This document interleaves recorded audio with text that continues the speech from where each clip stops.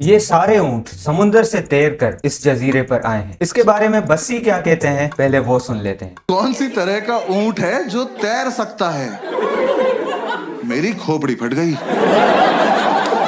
मैं कहा ऊंट तैर रहा है, कहां जा रहा है? और सबसे बड़ी बात, क्यों? रेगिस्तान का राजा स्विमिंग। बस्सी के इन सब सवालों के जवाब, अम्मी की स्विमिंग, ऊँटों तक पहुँचने का सफर, ड्रम कश्ती की सवारी, थोड़ी सी सस्सी पुन्नू की मोहब्बत की दास्तान और इसी ड्रम कश्ती पर वकार सिद्दीकी को बिठाने की कोशिश, ये सब आप देखेंगे इस वीडियो में। इससे पहले कि मैं आपको ये बताऊं कि मेरा नाम है शामिरान और मैं एक माहिगीर इंजीनियर हूँ, आप इंट्रो देखो फिर शुरू करते हैं।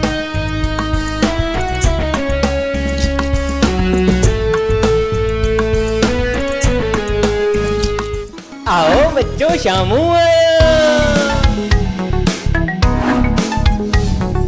जब दो मोहब्बत करने वाले ऊंट लड़ते होंगे तो वो दोबारा एक दूसरे को कैसे मनाते होंगे, यही स्टोरी मैं अपने जहन में लिए इन दो ऊंटों के साथ बैठ गया और सोचा कि दोनों के दरमियान प्यार को दोबारा बहाल करता हूँ। यूँ मैं इनके साथ बातचीत करने लग गया। मैंने इन्हें ये बताया कि आप लोग ऊंट हो तो इंसानों वाली हरकतें क्यों कर रहे हो? जिस जजीरे पर मौजूद हो वहाँ खाने को चारा बहुत है, हर रोज पीने को पानी मिल जाता है, और क्या चाहिए जिंदगी में? इस एडवाइस के साथ मैंने इनकी बाचारी करवाई, यानी दोस्ती। इस वक्त हम मौजूद हैं बुद्धो आइलैंड पर। हमारे साथ वकार सिद्दीकी की एक्साइटमेंट भी मौजूद है। जब हमने उन्हें ये बताया कि समुद्र में ऊंट भी होते हैं, उन्होंने तो सिर्फ देखा था कि ऊंट सहरा का जानवर है, तो फिर ये समुद्र में क्या कर रहे हैं? कश्ती से हमें दूर कहीं ऊँटों की झलक नजर आ रही थी। हमने कश्ती रोकी और निकल पड़े ऊँटों के पीछे। ये ऊँट काफी दूर थे तो हमें गप से चल कर जाना था। गप सिंधी में चिकनी मिट्टी को कहते हैं, जिसकी कहानी हम पहले से ही कवर कर चुके। वकार भाई अपने दोस्त सज्जाद को भी लाए थे। मुझे खुशी इस बात की थी कि दोनों अपने कंफर्ट जोन से बाहर आकर एक्सप्लोर करना चाहते थे। सबसे पहले हमने रुख किया रत्तो कोट का, एक तारीखी किला जिसके अब सिर्फ आसार मौजूद है, लेकिन ये काफी दूर था और वकार भाई भी सिर्फ ऊँटों को ही देखने के लिए इंटरेस्टेड थे। आधा घंटा पैदल चलने के बाद हम ऊँटों तक पहुँच गए।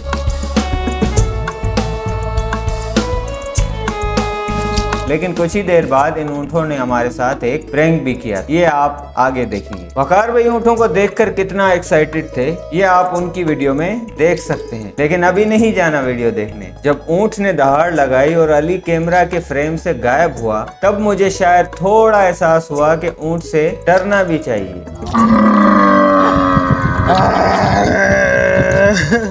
इन ऊँटों को हिंदुस्तान में खाराई ऊँट कहा जाता है। खारो सिंधी में नमकीन को कहते हैं, यानी आप इन खाराई ऊँटों को नमकीन ऊँट भी कह सकते हैं। और ये जजीरों पर समुद्र से तैर कर मैंग्रोव्स खाने आते हैं। खाराई ऊँट 4 से 5 किलोमीटर बहुत आसानी से तैर सकते हैं और यही चीज इन्हें बाकी ऊँटों से मुनफरिद बनाती है। अब ऊँट सिर्फ सहरा का राजा नहीं बल्कि समुद्र का शहजादा भी है। वैसे शहजादी भी हो सकती है। वापस पहुँचते पहुँचते हमारे मेहमानों की एनर्जी खत्म हो चुकी थी और उन्हें बम्बू की मदद लेनी पड़ी कश्ती तक पहुंचने के लिए। जब हम वापस पहुंचे तो ऊंट भी वहीं आ गए जहां हमारी कश्ती थी। इतनी मेहनत करके हम ऊंटों तक पहुंचे और कुछ देर बाद वो हमारे पास ही आ गए।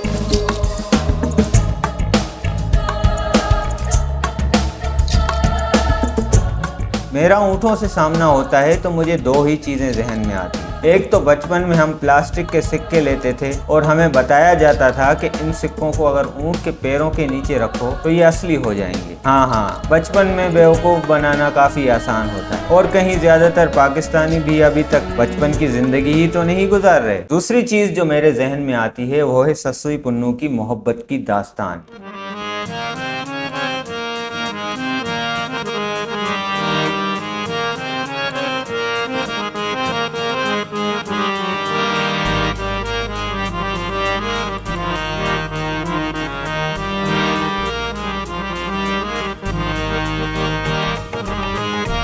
यहाँ एक मिसाल दी जा सकती है कि कैसे सिंधी लोकगीत पेरे पवन दी सान ससुई और पुन्नू की अमर मोहब्बत की कहानी को लाफानी करता है। ये गीत ससुई की वफा और बेशुमार मोहब्बत की अक्कासी करता है, जो अपने महबूब पुन्नू की तलाश में सहरा का सफर करती है। सिर्फ ऊँटों के निशानों को अपना रास्ता बनाती है जो पुन्नू के काफिले के बाद रह गए हैं। गीत में ऊँटों का जिक्र सिर्फ जाहिरी नहीं बल्कि एक अलामत है उन मुसीबतों की जो ससुई को सामने आती है। ऊँटों के निशानों का पीछा करते हुए ससुई तपते हुए सेहरा में चलती है। उसकी मोहब्बत और अज़म उसे आगे चलने पर मजबूर कर देते हैं, चाहे रास्ता कितना ही मुश्किल क्यों ना हो। इस कहानी को सूफी शायर शाह अब्दुल लतीफ भिटाई ने भी अपने कलाम में शामिल किया, जहाँ ससुई का सफर न सिर्फ उन्नू की तलाश बल्कि उसकी अपनी दरियाफ्त, इस्तकामत, बर्दाश्त का मुजाहिरा करती है। और भिटाई ने आखिर में ससुई को इश्क इंसानी की मदद से अपनी जात से जा मिलाया। सिंधी लिटरेचर में ऊँट भी अहमियत रखता है। मैं जाती तौर पर इस कहानी को एक खूबसूरत लेकिन किस्सा समझता हूँ। अब हमें रुख करना था दूसरे जजीरे की तरफ, लेकिन पानी नीचे जा चुका था और हमारी कश्ती अटक चुकी थी। हमने बड़ी कोशिश की कि कश्ती तैर जाए,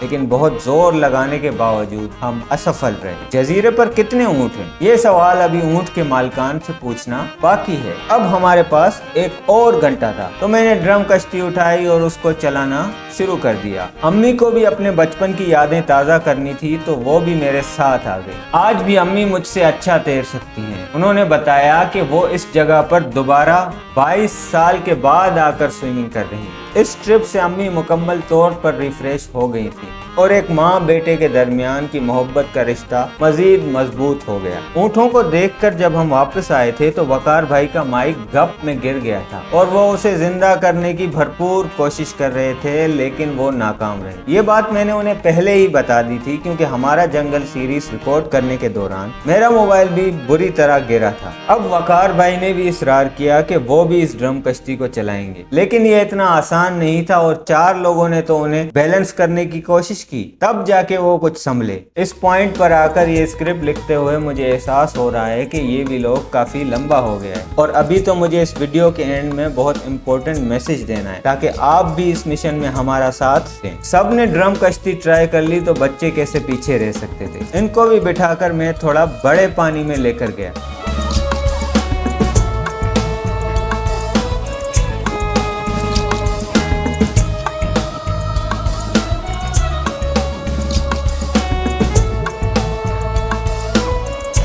सुल्तान ने ऊँटों की तादाद पूछी तो ऊँटों के मालिकान ने बताया कि 60 ऊँट हैं और उनके लिए हर रोज वो पानी कश्ती में लेकर आते हैं। ऊँटों से उनको बदले में दूध मिल जाता है और ऊँट भी प्रॉपर्टी की तरह है, जरूरत के वक्त ये इनमें से कोई ऊँट बेच भी सकते हैं। किसी ने वकार सिद्दीकी की वीडियो पर यह भी कमेंट किया था कि ऊँट मैंग्रोव्स के दुश्मन हैं कुछ हद तक, क्योंकि ऊँट छोटे मैंग्रोव्स या छोटे पौधों को खा जाते हैं और वो बढ़ नहीं पाते, लेकिन जंगल में इनके पास चरने के लिए बहुत बड़े मैंग्रोव्स होते हैं। हम जब किसी ट्रिप पर जाते हैं तो अपनी शर्म और अना को घर पर ही छोड़ कर आते हैं और उसका अंदाजा आपको शाहनवाज की बालों की हालत से हो सकता है, लेकिन फिर भी उसकी हिम्मत है कि वो वीडियो में आना चाहता है। अब सबसे इम्पोर्टेंट बात, बुद्धो और बंडल आइलैंड या डिंगी और भंडार आइलैंड का नाम आपने शायद कुछ साल पहले सुना होगा, जब पीटीआई गवर्नमेंट ने सदारती ऑर्डिनेंस के जरिए इन जजीरों को सिंध गवर्नमेंट से लेकर फेडरल हुकूमत की तहवील में लिया और इन पर डेवलपमेंट करने का